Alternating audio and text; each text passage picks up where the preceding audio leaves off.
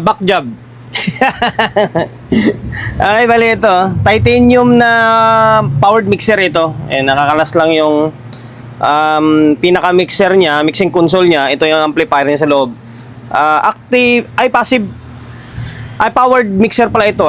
Mayroon siyang built-in na power amplifier or amplifier. Kaya nagiging powered mixer siya. Bali, ito yung ginawan ko ng video sa mga past video na mga 1 month siguro nakalipas. Ngayon, ang nangyari, bumalik or binalik dito kasi umusok. Sa mga taga-subaybay natin, alam nyo naman siguro kung anong ginawa natin dito. Ang problema lang nung una is yung transformer niya. Okay, pinalitan natin kasi yung transformer niya. Yung isang linya is putol. Kumbaga, yung winding niya. Ngayon, ang nangyari ay umusok na. Ayan o. Kami ni Bossing, papatugtog doon siya, bigla daw umusok. Sa tingin ko isa lang yung problema tinitingnan ko dito, maaring na-overload or nagkadikit yung speaker. Isa yung sa tinitingnan ko. Although ang gamit is pan din naman yung speak on and then PL, pero umusok ko. Itong side na to na channel is buo. Yung dyan na yan na side is yung umusok. Okay? Kung tutusin sa ibang technician, hindi na part ng kwanto. Hindi na kasama sa warranty kasi nga yung ginawa na una is iba naman kaysa ngayon. Yan naman katotohanan wala naman tayong ginalaw dyan sa may amplifier stage Ito lang yung pinalitan natin, yung transformer lang. Okay, pero sige lang, kasama sa trabaho natin yan. Ngayon, dahil may umusok yan, ano pa ba gagawin natin? Kalasin natin itong pinaka board ng amplifier stage nya. Okay, ito, tingita nyo naman transformer di ba? Ito yung pinalit natin nakalas na natin yung board and then nakalas na natin yung mga piyesang sunog. Grabe, biyak na biyak talaga siya TIP 42 ito, 42 tsaka 41 magkapares. Tapos itong output, si back yan. Grabe. Ito ang problema ko kung ano nakalagay dito, resistor ba to o jumper lang. Wala pa namang mga naka-indicate kung anong value. Okay. Ayan, ang gagawin natin, wala ka namang i-check mo lang ito, check mo ito. Pero na-check ko na-check ko na itong buo ito, na-check ko na. Ito lang yung nasibak. Yan, tsaka output. Tapos ito, hindi ko pa na-check to i-check ko pa to. Mukhang sira na rin. Okay, sa drive yan. Drive, bias pala ito. Sa bias ito, sira yan. Pag ganyan. Paano yung paa, yung itim na yung pinakapuno ng paa niya Okay. Yan lang naman yung umusok dito sa kabilang side, buo yan Parang nating talaga is na overload siya or parang nagkatikit yung speaker na hindi ko totally maintindihan. Okay. Yan, tapos itong point 33, i-check ko pa ito. Yan, kailangan check nyo rin yan. Mamaya, na-open pala or minsan na-open din talaga yan. Okay, yan nandito 2.2 tsaka may gayahan naman tayo sa kabila Okay, may gagayahan tayo dito. Ang problema is dito talaga kung ano paggagayahan natin dito. Parang hindi sila magkaparehas Diode, dito yung diode sa kabila Mahala na. Ito na, tuloy na tayo. Binalikan lang natin to. Kasi may mga siningit tayo na power amp. Ngayon ito, kinumpleto ko na yung pyesa. Sa totoo lang guys, medyo nahirapan din ako Dito ako nahirapan sa may umusok. Ngayon, puro ko sa inyo. Ito pinalitan na natin to. Sira tong output na dalawa.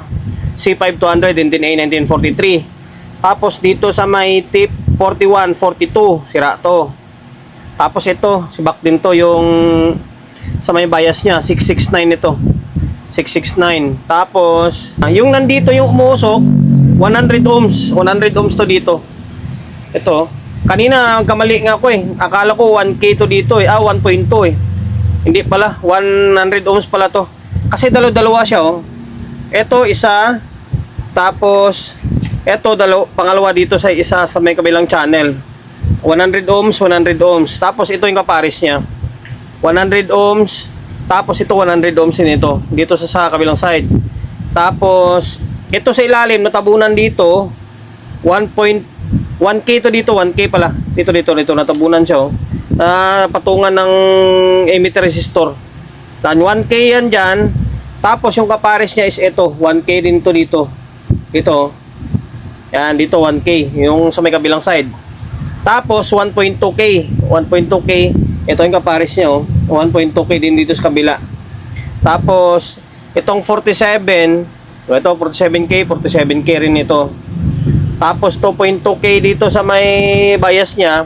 O ito 2.2 rin yung umusok, binalta natin. Tapos 1.2, tapos ito 1.2 din. O parehas na, wala na silang pinagkaiba. Tapos ito pinalta natin to dito.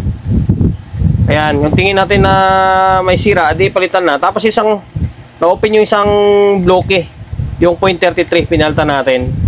Okay? Tagal ko siyang pan. Ang design pa nito, kapag nagka-problema dito, dama yung kabila. Okay, dama rin yung kabila, hindi rin gagana yung kabila. Ang nangyari, parang magiging shortage siya. Okay? Ngayon, basta tandaan nyo yung umusok dito ha. Kasi yung isa dyan, may naiwan pa naman na nakasulat 1K. Ito sa ilalim. Pero buo naman yung 1K. Ay hindi, umusok din pala. Umusok pala, pinaltang ko lang.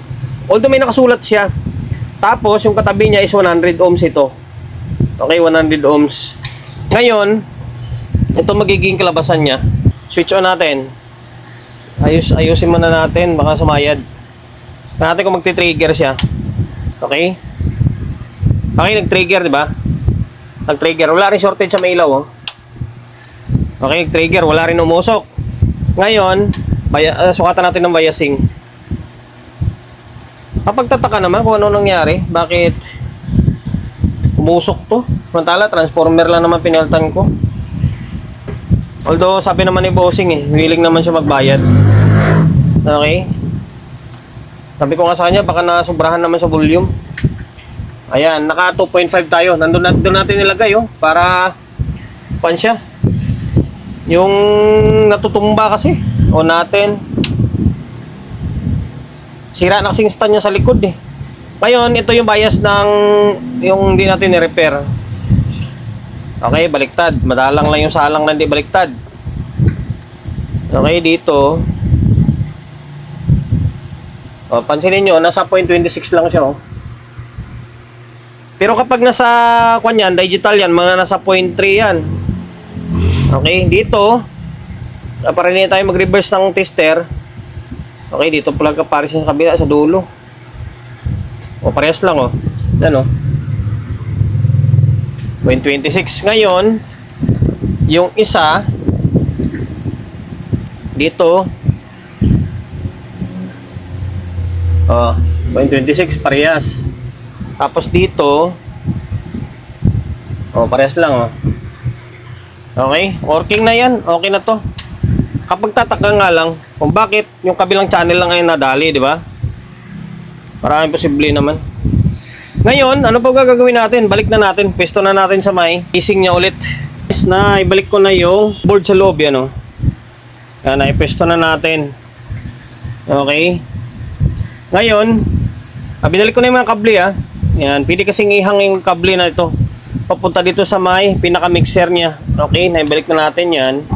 Ngayon, naglagay tayo ng speaker agad. Ito, nakalagay tayo ng speaker na dalawa. Yan, left and then right. Pwedeng speak on, pwede siyang PL. Ngayon, isa lang yung nakita ko na natin, yung adapter, ay isang input lang nilalagay natin. Okay, on natin. May power naman talaga ito, eh. Kaso nga lang, wala na audio kasi nga umusok yung pinaka-amplifier stage niya. Sama minsan niya kung yung pindot-pindot ng mga phantom, yan ang nakakadali dyan, eh. Ngayon, cellphone natin is gumagana. Cellphone ang gamit natin, laptop natin, hindi pa nakahanda, eh. Ngayon, okay, taas natin ito master volume. Tapos, yun, oh. Meron. Itong isang channel, oh, wala yung music. Antayin muna natin.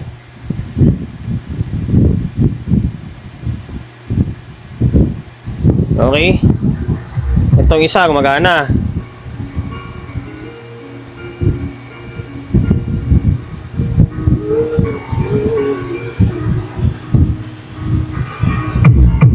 Meron, ah.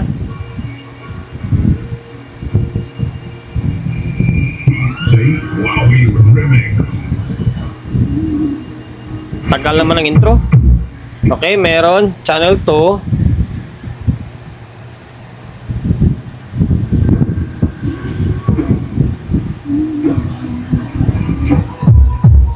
Okay, meron na.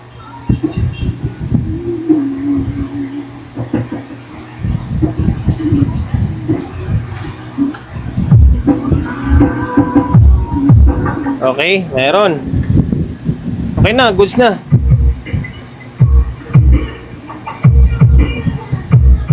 Okay, makapirate pa tayo. Yun lang guys. Yun lang naging problema niya. Yung pinaka-amplifier stage niya, umusok. Sundan nyo na lang kung paano ko siya i-repair. Pinutol ko lang yung video kasi may siningit ka tayong mga power amp eh. Ayan, basta yung mga umusok dyan, ito, yan lang mga kung ko sa iyo, may bigay ko na idea. Dito sa ilalim nito is 1K, 100 ohms, tapos yung umusok is 2.2, tsaka 1.2. Okay? Yan lang pinaka-importante dyan. Sana nakapagbigay idea ulit ako sa inyo Tutusin, hindi naman dapat kasama to sa backjob natin, di ba?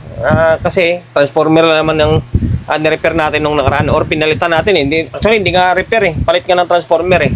Okay lang, kasama talaga sa trabaho natin. And then, sabi ni Bossing, willing naman siya magbayad ulit eh.